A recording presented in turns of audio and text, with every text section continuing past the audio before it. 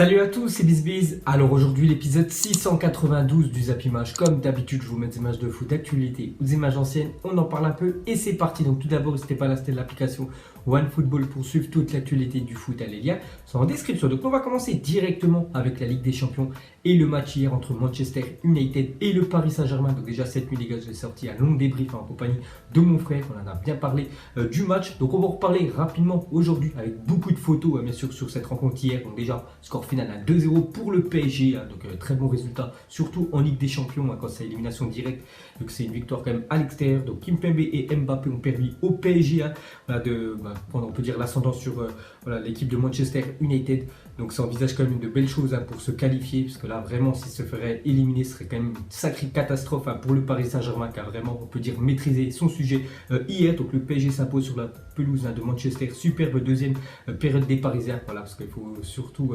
souligner ça, c'est surtout la deuxième mi-temps qui était très bonne côté parisien, parce que la première on peut dire plutôt timide côté PSG, mais la deuxième ils ont vraiment élevé leur niveau. Ensuite un petit coup d'œil à la une journal de l'équipe aujourd'hui comme dans un rêve, parce que voilà ce qu'a réalisé quand même le PSG hier avec deux joueurs quand même cadres importants qui étaient on peut dire blessés, Neymar et Cavani, donc aller s'imposer en Angleterre, c'est plutôt rare quand même pour le dire, donc voilà comme dans un rêve, vraiment très belle prestation du Paris Saint-Germain hier. Ensuite on continue avec eux, donc le PSG écrit l'histoire hier et devient le premier club français de l'histoire à s'imposer à Old Trafford en Coupe d'Europe. Jamais une équipe française s'était imposée dans le stade mythique de Old Trafford du côté d'United. Donc hier le PSG l'a fait. Je me souviens de Saint-Etienne, je crois il y a 2 ans, ils avaient joué en Europa League, ils avaient pris 3-0 à Old Trafford. Ensuite, on continue avec le PSG, une victoire référence. Donc, c'est quand même leur première victoire en match à élimination directe depuis le 14 février 2017. Vous vous souvenez, ce match magnifique qu'avait fait le PSG contre le FC Barcelone. Ils avaient gagné 4-0. Donc, c'était leur dernière victoire, on peut dire, en élimination directe. Parce que l'année dernière, tout simplement, ils ont perdu les 2 matchs contre le Real Madrid. Et en 2017, ils avaient perdu le match retour 6-1 contre le FC Barcelone. Donc voilà, ça faisait quasiment plus de 2 ans qu'ils n'avaient pas gagné, on peut dire, un match à élimination directe. Ensuite, à parler de Kylian Mbappé, inscrit 14 buts en 24 matchs de Ligue des Champions. C'est autant que Ronaldo, le Brésilien, auteur de 14 buts en 40 matchs de Ligue des Champions au cours de sa carrière. Il y en a beaucoup qui comparent quand même Mbappé à Ronaldo. Et c'est vrai que Mbappé à seulement 20 ans a déjà inscrit 14 buts, alors que Ronaldo, le Brésilien, dans toute sa carrière, a inscrit seulement 14 en Ligue des Champions, le même total que Mbappé. Donc voilà, très précoce Kylian. Ensuite, on continue avec Mbappé, donc en marquant son 14e but en Ligue des Champions. Kylian Mbappé, 20 ans, égale Zinedine Zidane au nombre de buts marqués dans la compétition. Donc je crois qu'il rentre dans le top 10 des Français, les plus gros buteurs, on peut dire, en Ligue des Champions. Donc ce classement est toujours dominé, à part Benzema, je crois, qui a inscrit 59 buts. Ensuite, on continue avec Mbappé, 7 saisons en Ligue des Champions. Donc grosse saison quand même pour Mbappé, parce que voilà, les chiffres parlent quand même. 7 matchs depuis août. Donc 4 buts, 4 passes décisives, tout simplement. Il est impliqué sur chaque match, on peut dire, du PSG en Ligue des Champions. Il est toujours décisif. Ensuite, pour continuer une fois de plus avec Mbappé, parce qu'hier il a fait quand même un très bon match. Donc il a été décisif à chaque fois qu'il a affronté un club anglais dans sa carrière. Donc contre Tottenham, Manchester City, Liverpool ou Manchester United, soit minimum une passe D ou soit encore mieux un but pour Kylian. Ensuite, une déclaration de Kylian Mbappé à la fin du match. Il a dit: il faut que les gens nous soutiennent, on va soutenir Lyon la semaine prochaine. Il faut que le football français aille le plus loin possible. Il faut arrêter d'avoir peur car on est bon. Donc voilà ce qu'a dit quand même Mbappé. Que la Ligue 1, les gars, c'est pas un championnat de Pecno, un championnat tout pourri. C'est vrai que dans les autres championnats, ils disent tous que la Ligue 1 c'est un championnat de fermiers, où il n'y a que des mauvaises équipes à part le PSG. Donc là, la preuve, quand même, le Paris Saint-Germain quand même cette année gagné Liverpool, actuel premier quand même de la Première Ligue, et Manchester United, une grosse écurie anglaise. Donc voilà, c'est très bien. On envoie quand même un message à l'Europe. Et pour finir avec lui, il a dit à la fin du match: je marque un but, on gagne 2-0, donc c'est bien. Après, je suis un peu frustré car je pouvais en mettre un troisième et je pense que c'était terminé si je le faisais. Donc voilà, son équipe gagne 2-0. Il a marqué un but Mbappé, mais il est un petit peu, on peut dire, dégoûté de ne pas avoir marqué ce face-à-face contre Derrea. Voilà, c'est vrai qu'il y aurait eu 3-0. Je pense que le match était fini pour le match retour. Voilà, c'était sûr, quasiment à 100% qu'ils étaient qualifiés, le Paris Saint-Germain. Donc il est un petit peu dégoûté à la fin du match, même s'il a fait un gros match. Mbappé. Ensuite, une déclaration de Marquinhos, gros match du défenseur brésilien. Donc je dis défenseur, maintenant on peut dire milieu de terrain, vu que voilà, c'est son nouveau poste. Mais bon, je sais qu'il préfère être défenseur. Et voilà, il fait quand même l'affaire en 6. Il a dit: quand mon équipe joue comme ça, avec du caractère, avec la bonne mentalité, je les aime. Pas une personne ne s'est pas donné à 100%. C'est vrai que hier, tous les joueurs étaient à 100% côté PSG, surtout en deuxième mi-temps. Ils ont vraiment élevé leur niveau. Ensuite, une déclaration de Buffon qui n'a pas eu grand chose quand même à faire hier, mais dans ses stats, ça lui mettra un clean sheet en plus en Ligue des Champions. Donc très bien.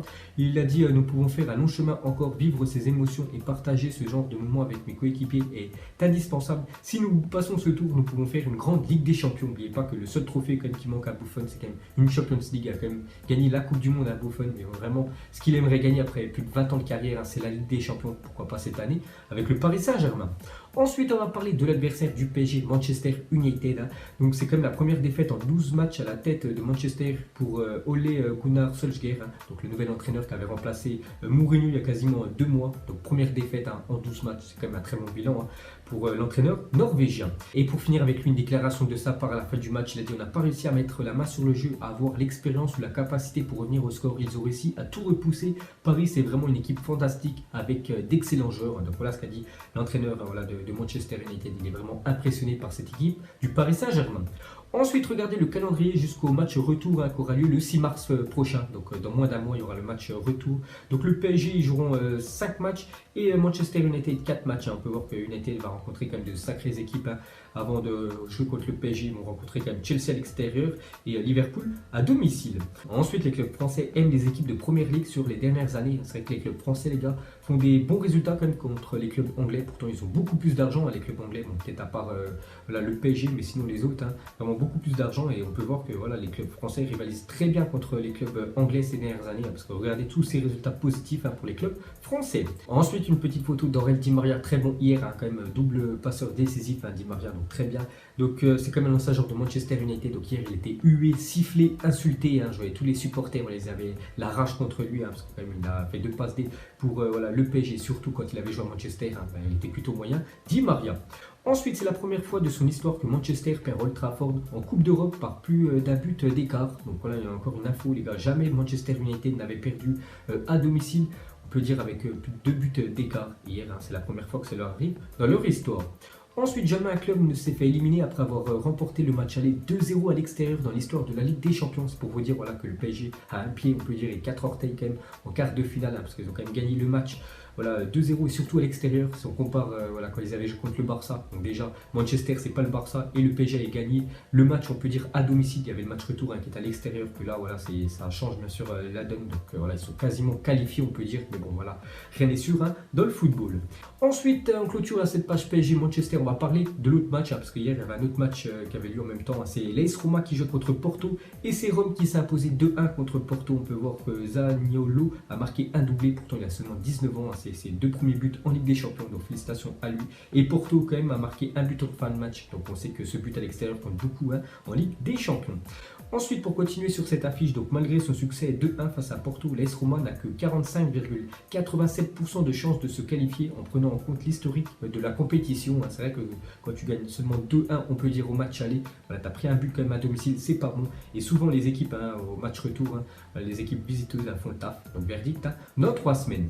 Ensuite, on continue avec l'équipe de Porto. Donc Iker Casillas hier qui a pris, on peut dire, 2 buts.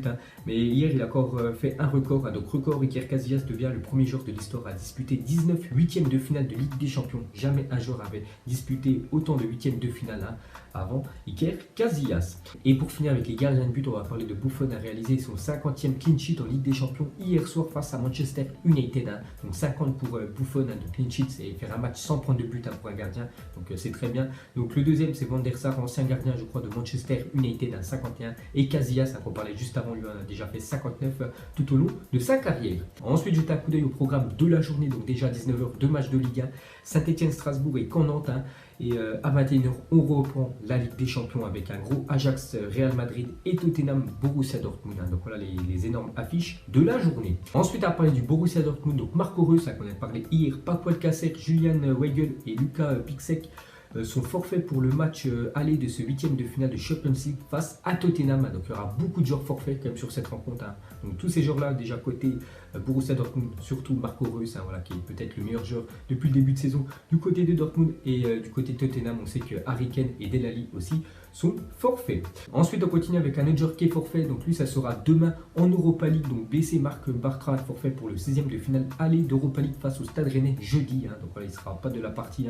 Marc Bartra, ancien défenseur de Dortmund et du FC Barcelone. Ensuite, pour continuer avec l'Europa League, hier, il y avait un match. Je ne sais pas du tout pourquoi il se jouait le mardi soir, en même temps que la Ligue des Champions. Donc s'il y en a qui savent, mettez-moi en commentaire. Donc c'était Fenerbahçe qui jouait contre Zenit. Fenerbahçe s'est imposé 1-0. Donc les Turcs prennent une belle option en vue de ces 16e de finale retour d'Europa League. Ensuite, une déclaration de Marcelo sur Zinedine Zidane. Il a dit: c'était pour moi un très grand, un professionnel, pas seulement pour les titres, il me défendait beaucoup et moi je donnais tout pour lui. Je courais, je me battais, je jouais blessé, j'ai pratiquement donné ma vie pour Zidane. Donc lui, ça lui a fait quand même un gros manque, le départ de Zinedine Zidane. Et seulement quelques, on peut dire, jours après, quelques semaines après, c'était le départ aussi de Cristiano Ronaldo, un grand copain Marcelo. Donc il a, on peut dire, très mal vécu ces deux départs du Real. Ensuite, à parler de Diego Costa, était de retour à l'entraînement aujourd'hui. L'international espagnol avait été opéré du pied en décembre dernier. C'est pour ça qu'il était forfait depuis quasiment, on peut dire, 3 mois à la Diego Costa. Donc il a repris l'entraînement. N'oubliez pas que la semaine prochaine, les gars, Atlético contre la Juventus. Donc peut-être il sera dans le groupe. Ensuite, on va souhaiter un anniversaire à Mamadou Sakho qui fête aujourd'hui ses 29 ans, ancien joueur de Liverpool, du Paris Saint-Germain, aussi de l'équipe de France. Je me souviens de ses 2 buts quand même pour un défenseur lors des barrages pour la Coupe du Monde 2014 contre l'Ukraine. Donc bon anniversaire à Sakho. Ensuite, regardez les entraîneurs avec le meilleur pourcentage de victoires en Ligue des Champions. Donc l'entraîneur avec le plus gros pourcentage, c'est Luis Enrique, ancien entraîneur du Barça, plus de 72%. Deuxième, Enrique, donc ancien entraîneur du Bayern Munich, et troisième, Zinedine Zidane. Et pour finir ce Zap Image, on va terminer bien sûr avec la Ligue des Champions. Donc hier, les 2 premières affiches. Donc ce soir, Ajax Real Madrid et Tottenham Borussia Dortmund. Donc mettez-moi un petit prono pour ces 2 affiches. Donc déjà, je vois une victoire du Real Madrid du côté des Pays-Bas. Je vais dire les 2-1 pour le Real Madrid. Et Tottenham Dortmund voit un match nul. On va dire un partout entre ces 2 formations. Donc vous mettrez tout ça en commentaire. Donc voilà les gars, la fin de Zap Image 692. Donc si ça vous a plu, un petit like. Et je vous ferai l'épisode 693 demain. Donc moi je vous laisse et je vous dis à la prochaine comme d'habitude. Ciao à tous. Donc on l'a maquillé avec des mensonges. Et que son âme est moche, plus qu'à la maquiller avec des mensonges. Je sais pas ce qui se passe dans ma tête. Parfois, je voudrais sauver la terre. Parfois, je voudrais la voir brûler. Ça va pas trop, je roule un terre. Trop de haine pour 9 mètres carrés. Tristesse, faut pas.